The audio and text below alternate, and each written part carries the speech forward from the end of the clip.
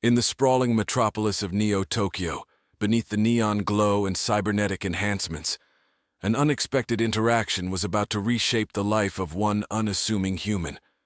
Jacob Sullivan, a young massage therapist, had built a small but thriving practice focusing on therapeutic techniques that blended ancient methods with modern science.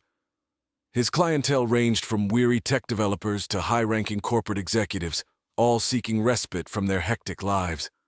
One evening, as Jacob was preparing to close his studio, a last-minute booking popped up on his holographic scheduler. The name Ariel was accompanied by no further details, which was unusual in an age where digital profiles were customary. Intrigued and always willing to help someone in need, Jacob decided to accept the appointment. As the appointed time approached, the door chimed melodically, and in stepped the most unusual client Jacob had ever seen. Ariel was unmistakably not human. Her skin shimmered with a subtle luminescence. Her eyes glowed with a soft violet light, and her hair flowed like liquid silver. She was graceful, almost ethereal in her movements, embodying a beauty that was both alien and mesmerizing. "Welcome," Jacob greeted, his voice a mix of fascination and professional calm. "I'm Jacob. Please, make yourself comfortable." Ariel nodded, her voice musical yet tinged with nervousness. "Thank you, Jacob. I am indeed in need of relaxation. Your planet's gravity is taxing." As she spoke, Jacob couldn't help but notice the slight strain in her posture, the way she seemed to favor one leg slightly over the other. His therapist instincts kicked in and he gestured towards the massage table. "Please lie down here. Let me take care of that discomfort." Throughout the session, Jacob employed a series of gentle, flowing techniques designed to relieve tension in low-gravity species, a specialty he learned during an interstellar exchange program. Ariel's initial apprehension melted away under his skilled hands, revealing soft sighs of relief. "You are very skilled," Ariel whispered as Jacob worked on aligning her delicate musculature. "It's all about understanding the needs of each client," Jacob replied, focusing on a particularly stiff area along her lumbar region. As the session drew to a close, Ariel sat up, looking rejuvenated yet pensive. "Jacob, I must tell you something important," she began, her voice serious. "I am not here by mere chance. My people have been observing your species, and we seek peaceful interaction. But there is more. Our biology interacts with yours in ways you might not expect." Jacob listened intently, a mixture of curiosity and alarm beginning to form. "What do you mean?" Ariel hesitated, searching for the right words. "When our kinds physically interact, especially through such deep tissue contact, it can initiate processes, reproductive processes that are rare and highly valued among my people." Jacob stood frozen, processing the implications. "Are you saying—" "Yes, Jacob. It is possible, though not certain, that from this interaction, I might conceive. This was not my intention, but it is a consequence we must consider." The room felt suddenly smaller, the implications of their encounter dawning on Jacob. This was beyond any intercultural exchange he had imagined.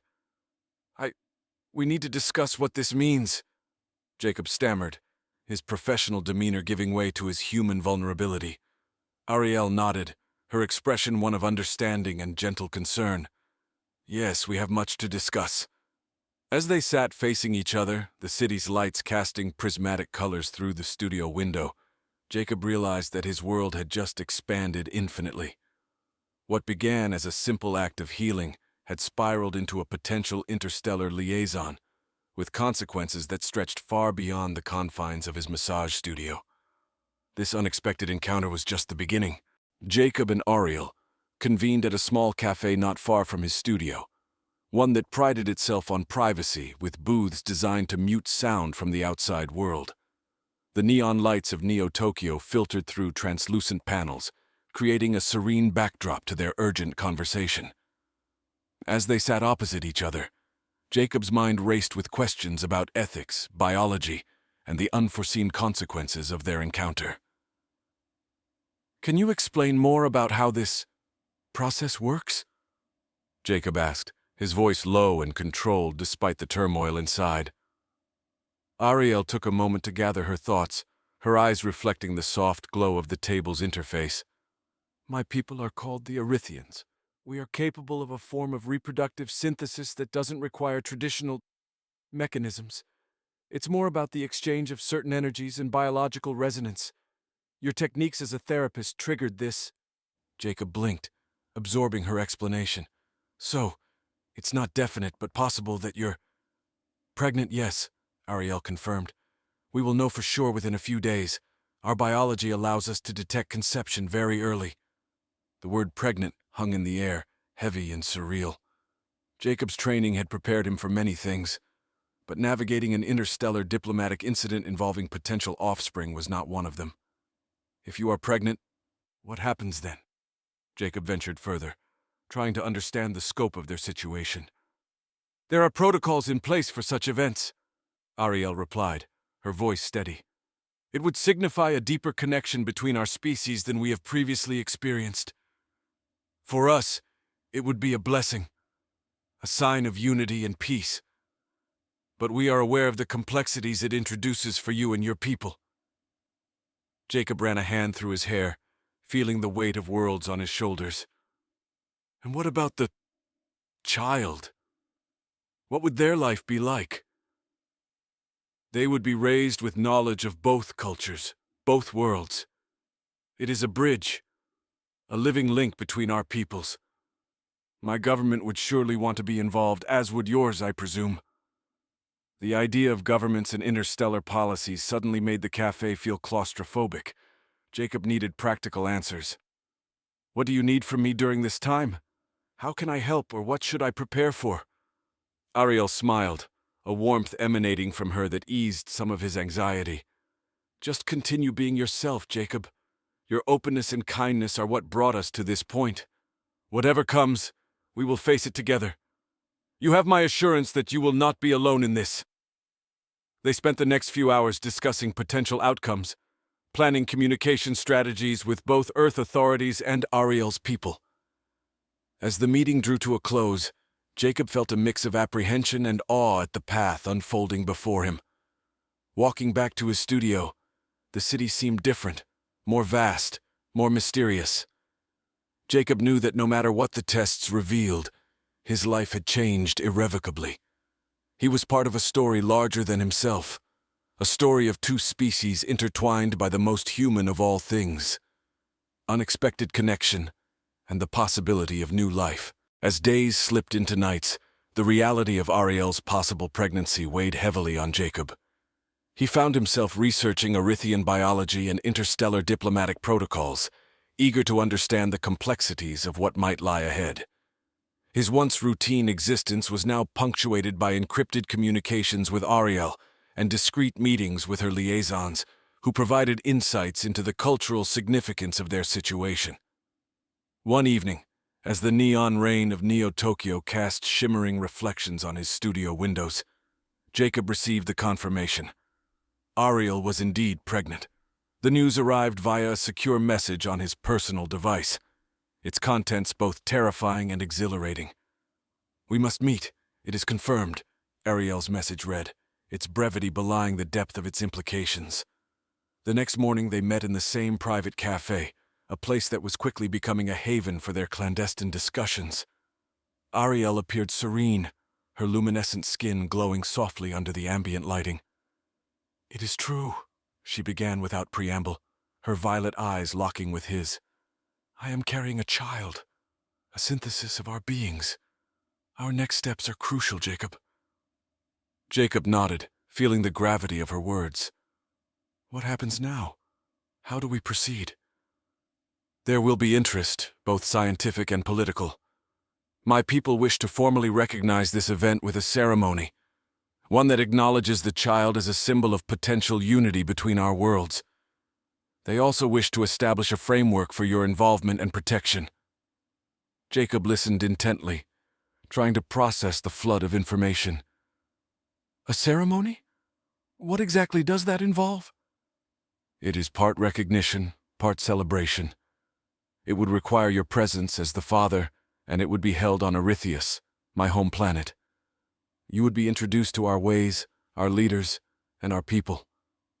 The thought of traveling to another planet, of standing before an alien populace as a figure of such unique importance, was overwhelming. Yet there was an undercurrent of excitement at the opportunity to see Ariel's world firsthand. And Earth? How do we explain this to my planet, to my people? Jacob asked, the logistical and diplomatic hurdles appearing insurmountable. Ariel reached across the table, her hand hovering near his in a gesture of comfort. I have liaisons working on that. We propose a joint announcement, one that frames this as a breakthrough in interspecies relations and scientific discovery. We believe this approach will foster goodwill and curiosity rather than fear. Jacob considered her words, the role he was being asked to play. And the child, our child, what kind of life will they lead? Will they be a citizen of both worlds? Yes, that is the intention, Ariel confirmed. They will belong to both Earth and Erytheus, a bridge between our cultures. This has never happened before, Jacob. You and I, we are creating something new, something full of possibilities. As they planned their journey to Erytheus, Jacob felt a sense of duty and wonder. He was no longer just a therapist. He was a pioneer on the brink of a new frontier. The challenges were immense, but so were the opportunities. As he prepared to step into a role he never imagined, Jacob understood that his life was part of a larger tapestry, interwoven with threads of destiny and chance. The cosmos had expanded before him, inviting him into its vast embrace. The preparations for Jacob's trip to Erytheus were intricate and exhaustive. Every detail, from the diplomatic visas to the biosafety protocols required for Earth humans, was scrutinized and optimized. Ariel and her team provided Jacob with cultural briefings, language immersion pods, and even a tailored biosuit that would help him adapt to the atmospheric conditions of her planet. As the departure day approached, the media frenzy on Earth grew. Leaks about an unprecedented interstellar relationship and a forthcoming child had sparked curiosity and debate across global networks. In response, Earth's global United Nations prepared a statement emphasizing the importance of peaceful extraterrestrial relations and scientific collaboration. Jacob found himself at the center of this historical moment, his every move watched by millions. Despite the overwhelming attention, he focused on the personal significance of his upcoming trip, meeting Ariel's people, experiencing her culture, and preparing for their child's future. The voyage itself was unlike anything Jacob had ever experienced. Aboard an Erythian spacecraft, he marveled at the technology surrounding him. The ship was a masterpiece of efficiency and elegance, its engines humming softly in a symphony of advanced physics. The journey through hyperspace reduced what would have been years of travel to mere days. Upon arriving at Erytheus, Jacob was struck by the beauty of Ariel's world. The planet was a tapestry of vibrant ecosystems, with floating gardens and cities that blended seamlessly into the natural landscape. The air was tinged with a sweet floral scent, and the sky shifted in hues of turquoise and lavender. Ariel guided him through the initial ceremonies, which were attended by figures from various sectors of Erythian society. Scientists, leaders, artists, and scholars all came to witness and support the union of their citizen with a member of another world. The ceremony was both solemn and celebratory, emphasizing the hopeful prospects of their offspring. During his stay, Jacob was treated with a mix of curiosity and respect. He learned about Erythian governance, their advancements in technology, and their philosophies of life.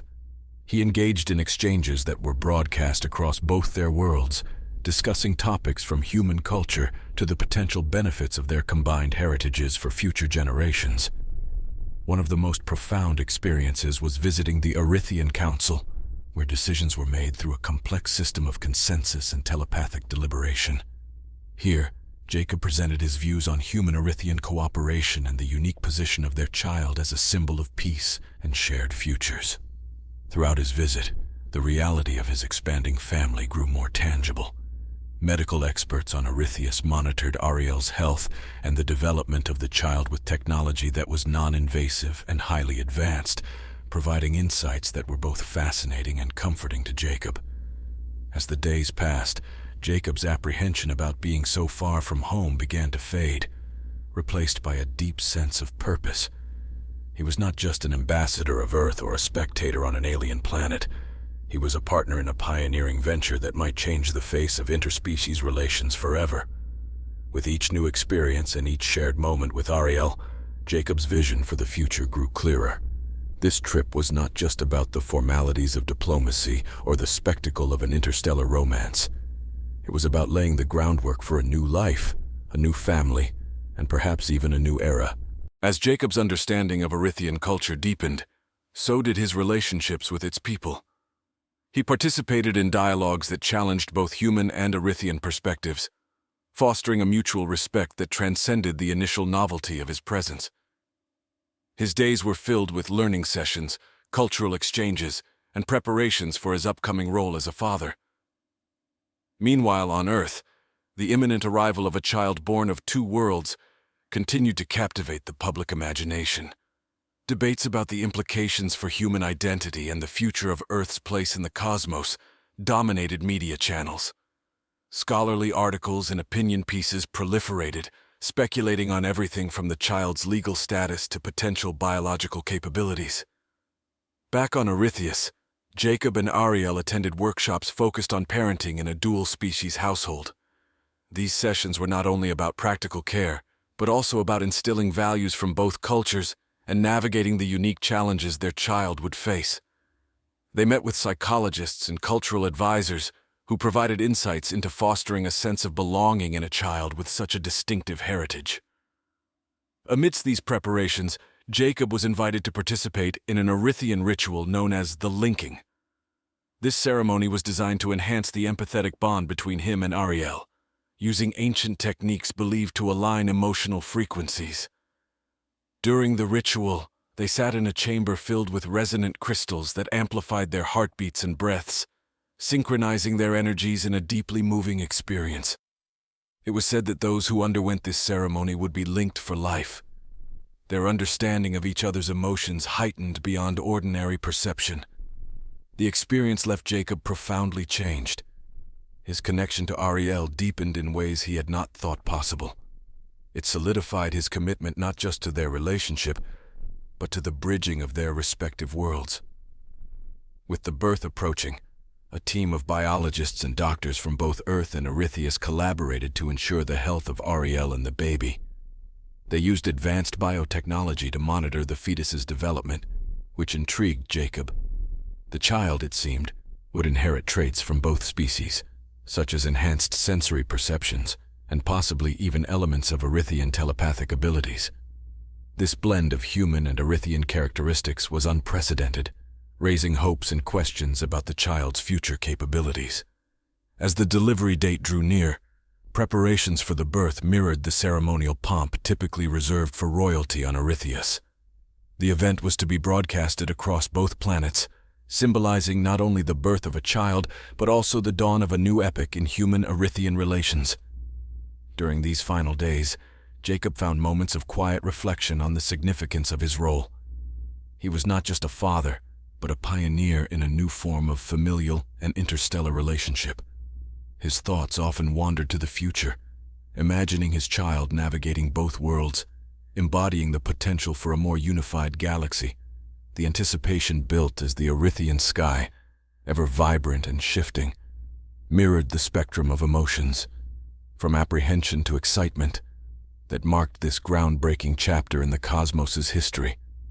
As the planets watched, waited, and wondered, Jacob and Ariel stood together, ready to welcome a new life that would forever link their destinies and their worlds. The day of the birth arrived with a palpable sense of anticipation on Erytheus and Earth alike. Representatives from various nations and planets, including diplomats, scientists, and media personnel, gathered to witness this unprecedented event. The venue chosen for the birth was the Celestial Pavilion, a structure famed for its exquisite architecture that harmoniously blended elements of both Erythian and Earth aesthetics. Jacob stood by Ariel's side, his hand clasped in hers, providing comfort and sharing in the profound moment. The medical team, a blend of Earth's finest doctors and Erythian healers, worked with a synergy that was a testament to the cooperative spirit this union had fostered. Their tools were a mix of advanced Earth technology and Erythian bioenhancement techniques, ensuring the best care for Ariel and the baby. As the labor progressed, so did the collective breath of two worlds. Live feeds transmitted images of the gathered crowds, their faces a mosaic of diverse species and races, all united in their hope and curiosity. The commentary was minimal, a respectful silence predominating, allowing the significance of the moment to speak for itself. Finally, the moment of birth arrived.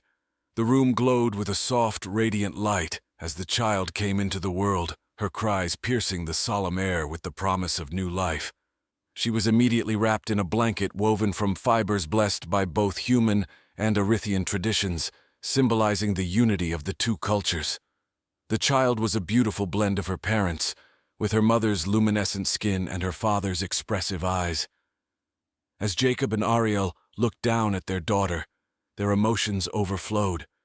Tears of joy, relief, and awe mingled as they held her between them, their hands trembling with the magnitude of what they had achieved. The chief Erythian healer, a venerable figure known for her wisdom, stepped forward to bless the child. She spoke in a melodic language that resonated with the vibrations of the pavilion, her words imbuing the space with a sense of peace and hope. This child, born of starlight and earth, shall be a beacon to guide us toward a future where peace and understanding reign across the galaxies. As the ceremony concluded, Jacob and Ariel addressed the assembly, their voices steady yet full of emotion. They spoke of their hopes for their daughter, their gratitude for the support from both their worlds, and their commitment to her upbringing as a symbol of interspecies harmony. Following the celebrations, the news of the birth spread like wildfire across both planets. The child was named Alara, a name chosen for its significance in both human and Erythian lore, representing the light of the stars and the strength of the earth. In the weeks and months that followed, Ilara became something of a galactic icon, her growth and development reported and followed by millions. Jacob and Ariel too became advocates for interspecies relations, using their unique position to foster dialogues and initiatives aimed at promoting unity and cooperation. As Ilara grew, so did the partnerships between Earth and Erythius. The success of this union paved the way for new policies, exchange programs, and collaborative projects that spanned science, technology, and culture. Her existence was a living testament to the potential for harmony and shared prosperity between different worlds. In the quiet moments, away from the public eye, Jacob and Ariel often reflected on their journey. They watched Ilara play, her laughter a sound that bridged star systems, her future as boundless as the universe itself. With each day, they nurtured not only their daughter, but also the seed of hope they had planted, a hope that one day the cosmos would be as united and peaceful as their small interstellar family.